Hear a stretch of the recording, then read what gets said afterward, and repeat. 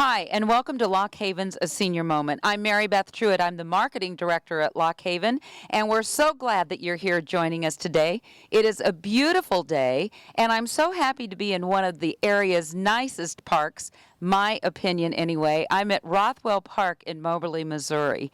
And at Rothwell Park, you can do just about anything. You can go fishing, you can have a picnic, you can have a family reunion, you can watch many events, but did you know that you can also ride a train? With me today is J.W. Ballinger. Hi, Mary Beth. Hi, JW. Thanks for joining me. You're welcome. We have some volunteers who are going to also join us in just a little bit and talk to us about this great train adventure in Rothwell Park. JW, Moberly has a history. If you've ever been to Moberly, there's a train track that runs right down Morley. You have to cross over it to get any place on the west side of town. So everyone knows that Moberly is very rich with a train history. So why don't you start out the program by telling us a little bit about that history? I'd love to. And one of the things that I'll tell you is that Macon also has a part in that, because the first railroad that came through here was called the North Missouri Railroad. It originated at St. Charles and came up through Centralia in Mexico to a village called Allen, which is out on North Morley, and then up to Macon for its terminus. Now, after the Civil War, it expanded and went on to Iowa. Well, that is a little more even history than I was thinking about for Macon. So Macon viewers, you got a little bit of history there too. Well, tell us about this great train adventure. When did this begin here? When did you start working on that adventure, JW? Well, the miniature train in Rothwell Park began July the 4th of 2003, but the thinking and the planning for it began several years earlier. And it really began with the old Union Station depot downtown Moberly, when we were trying to decide what it might become after the railroad quit using it. And we had some people from the University of Missouri take a look at it.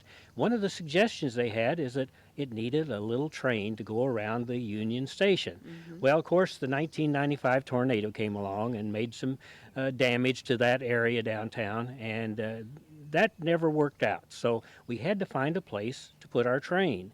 And a former Parks and Recreation director said, "How about the west side of the park?" And I said, "Well, it's not flat over there. How are we going to do it?" And he said, "Well, trains have hills and hollers." So we found the west side of the park. And so at about 1998, 99 is when the thinking started. Really, that surprises me. I didn't know it was that long ago. But, anything like this, any kind of a project like this takes a long, long time and a lot of efforts of a lot of people. Certainly does, and this has been a teamwork project. And I remember the first meeting we had right here behind us, and this was a picnic shelter at the time, and we had about 15 people come out. And before the afternoon was over, we had about 35 different ideas about how to build a train. So I went home for about 2 years and took that 2 years to really plan and get someone involved who knew how to build railroads and could tell us how to plan for the railroads, and then we began. So when we say the Great Train Adventure, what all does that include? Well, that includes a number of things, and I know the folks out there realize that sometimes little tourist events don't attract, like maybe if you can combine a number of things. So what we tried to do is combine a number of things. We have the location where the old Union Station used to be, and that's now called Depot Park. In that, there's one building still left from the 1890s. That's the Railway Express Agency building. That's now a museum for the railroads. Then there's a caboose that the Norfolk and Western Railroad gave us, and we've repainted it and fixed it into a miniature museum. And also on that property is the Indiana, which is a business car off the Milwaukee Road. So that's part of our great train adventure. And they can come and visit the museum, tour the car, tour the caboose, and then come out here for a ride. And we have about a 1 mile ride out here at the park, and it takes 10 to 15 minutes, generally speaking, and everybody has a good time. That's great. There's just so much more to it. I think I was really seriously thinking it was just the miniature train. So Right. It really, truly is an adventure. What did it take to get to this point? And if in 1998 you started, the thought process and thinking about it, what has it taken to get to this point? Well, it took someone with some railroad background, and he started out with a set of drawings for us for a small area of track. And we just kept working with it until we could figure out how to get across the draws and up the hills and down the valleys. And then we didn't really know how to build a train track. So we uh, hired out a couple of guys, and they built our first track for us. But what it really takes is lots of money and lots of time and lots of patience, because most of the time you're using volunteer labor, and you can't expect volunteers to be there at 8 o'clock every morning. You got to wait until they're ready and going, had their coffee, come on out and enjoy things. But we have a group of very loyal volunteers, Mary Beth, and we have had over the years. We've lost some of them, unfortunately. But one of the things I might tell you is that there's some retired railroaders and some other folks who this gave a second life to. Once they retired, this gave them something to do outside the home, and they just had a great time coming out here, offering their opinions, telling their stories, and being with us on Sundays and other times of the week. Absolutely. And I know with your background as a chamber executive, you understand the value of volunteers. You know, you can't hardly do anything that is successful in a community without the help of volunteers. You certainly can't. And this is a teamwork project from the word go. And I have to add one important name now, and that's Howard Hills. Howard, if you would sit down and talk to him for any 15-minute period of time, you'd probably hear the word teamwork at least 3 or 4 times. And Howard was so great, he knew who to talk to, he knew how to talk to them, he knew who to arm twist, and he was one of the people that really helped us get this going. Now, there have been lots of others, and we're just proud of the whole bunch. That's wonderful. So, you know, I think maybe right now would be a good time to meet some of those volunteers. Absolutely. Now I am with just a very few of the volunteers of the Great Train Adventure here at Rothwell Park in Moberly. I have on my right is Linda Ballinger and Bonnie Kilgore, and Linda and Bonnie act as ticket agents. Is that correct, ladies? That is correct. More or less. Okay. And then Bob Schaefer. I don't know. I've got to be nice to you because you are actually the engineer and builder, so you have a lot of responsibility in there. I put in many hours out here. Many, many hours. Tell us, as the builder, what were some of the things that, you know, some challenges? What are some of the things that you have built? Well, when I arrived, JW said, well, what do you think of our track? And I said, well, it's passable. And he said, well, what about the switches? And I said, they're not worth a darn. And so he said, well, can you build switches? And I said, yes, I built the switches. And I've built 10 or 11 switches. And they're a switch that is at a wider angle. It's a lot easier for the trains to pass over. Okay, so now I'm going to show my ignorance when it comes to train. What is the switch? What is that? Well, the track switch is what enables the train to go from one track to another. Oh, okay. So each one of the okay, all right. I think I've got that in my head how that works. And so, Bob, did you have a background with trains? How did this all come about that you know about this? Well, my grandfather worked on the Burlington, and I grew up riding the trains with him, and I was able to be an engineer, unofficial engineer on some of the branch line trains, and I just grew up that way. I've started off there, and he wanted me to become an engineer, and I went to electronics school instead, and started in with an engineering background. Yes. I worked for Banquet Foods for a number of years as a project engineer, and then I worked out Associated Electric for 20 years. I put in 21 years in the military. So building switches was no big deal for you, I can tell. For me, a big deal. So as the engineer, I mean, is that like the conductor as well on the train? Is that what you do? I'm a train engineer sometimes. Right. Most of my time is building the structure building. here. Okay.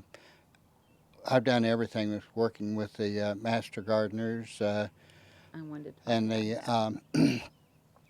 I build all the train cars, and eventually I'm going to build another engine. That's great. That is wonderful. Ladies, it's your turn. Tell me what you guys do. What is your job here? It says ticket agents. What does that entail? We greet the people when they arrive at the station and ask them if they're here to ride the train, and they say, of course. And so we ask them how many tickets they want, and we give them the tickets, and we help them board the train if necessary, and wave to them as they leave, and they're just off on a grand adventure. When does Bonnie tell us a little bit about just the specifics of the railroad? You know, when does it run? What months does it run? I don't know if you can give out the cost and all of those kind of things. If I remember right. We run from, sometimes we start in April, sometimes we start in May. It depends on the weather. We had Right. a really extreme wet year, was it last year? And then we had extreme heat. Yes. But we run on every Sunday from 1 to 5. Okay. And then we dropped that down to 4:30 because we couldn't get them out of here by 5. I see. And then we have a lot of special groups come in, little preschool groups and class reunions, and those on our other days, and just whatever day of the week they schedule it. And mostly the women just come and we really have a good time. So it's all ages, it sounds like. It's not, you would think of a miniature train as just being for children, but so you get a lot of ages. We have as many Our elderly people ride as Our youngest rider was 7 days old, and our oldest rider was 104. So when people come and say, I think I'm too old to ride the train, I say, no, you're not. How about handicap accessible? We do have a handicap accessible car. We can load a wheelchair on and lock it down. We can also load a stroller with a child in it, and the mother can sit and dad can sit with the stroller, and it's locked down. How many volunteers do you think that you have? I mean, as far as just a ballpark figure there. On a given Sunday, we probably have 12 or more. Okay. But during the week, a lot of times, we have a man that worked in maintenance way on the railroad, and he's retired, but he would come out and walk the track and check it all practically Right. every day of the week because he just loves to do it. Well, and then I'm looking at these beautiful grounds, and I see that you've got did it say Magic City Master Gardeners? So that is all through volunteers as well. That takes a lot to get it going. It does. Yes, it does. And they have done a great job for us. And they work diligently, and they use their own time, and they've done a really good job, made the park look really nice. Do you encourage other people, if they're watching this show, to become involved? Do you need more volunteers? We absolutely do. If they love trains and want to come out and help us, come on and we'll show them the ropes. We got a father and son that's volunteered new this year, Yes. running the train and working as conductor. Well, they having a big time. Wonderful. And I suppose that, I guess I should ask JW this, but monetary donations, I know it has to take a lot of money to run this. So is that welcome as well? Donations are always accepted. Yes, ma'am, they are. We always appreciate that very much. I didn't mention what they pay to ride the train. Okay. They pay $250, Okay. and children a year and under don't pay at all. Uh-huh. And then they have a season pass, and that's like, what is it? It's $20 and it enables 10 rides for Okay. the $20. So it's they a save 20% For a season discount pass. for a season pass. Uh-huh. That is great. One of the focuses of this program, A Senior Moment, is to get seniors involved and doing things and showing people that there are seniors. So are we safe to say that many of the volunteers are seniors here? Most of the volunteers are seniors, yes. Okay. Many of them are retired railroaders, or many of them are just like Bob, that they just love it. And we don't have to be from Moberly. I mean, we can be from anywhere. Right. Okay. Right. That is wonderful. Your all's work is really interesting, takes you to a beautiful place every Sunday, and I know very much appreciated by the community. We're going to talk. Go ahead. Our payment is the smile on the kids' faces and the adults when they get off the train. So Absolutely. that's how we get paid. I'd like to end this segment with introducing you to the Director of Parks and Recreation here at Moberly, Troy Bach. Troy, welcome. Thank you. And you have a great job with wonderful facilities here in Moberly with Rothwell Park. I know there are other parks, but I know Rothwell Park, I think, the best. We were talking about how people can come here and make this a day trip, and they really, really can make it a destination here to Rothwell Park because there is just a little bit of everything to do here. You want to address that a little bit, Troy? Absolutely. It's been a privilege. I've been with the department for about a year and a half, and like I said, it's been a privilege. Few towns of any size, but especially the size of Moberly, have a park system like we do with the amenities we have, from the aquatic center and our meeting facilities to right here where we're at with the miniature railroad. Rothwell Park really is a gem, and not only for people coming for the day, but we have a campground right next to the miniature railroad, so people can come for the weekend and ride the train while they're here. Right. They can bring their kids or grandkids and just have a great time. Absolutely. What a wonderful, wonderful addition to the park. JW, I read, I think maybe in your flyer that Rothwell Park, that originally the lake at Rothwell Park was built to the water. Water for the railroad. So, it's just so just appropriate that it's here. And if you've never been to Rothwell Park, I worked here in Moberly. I worked at the college for several years. And so when you live out of town and you work out of town, you have to find a place to go over your lunch hour a lot of times. So I spent many days out here walking your walking trails and eating lunch or just sitting and reading a book. So it's a very, very beautiful, beautiful park. Anything you would like to add, JW? I'd like to tell people that one of the ways we do this is through Moberly Friends of the Park Foundation.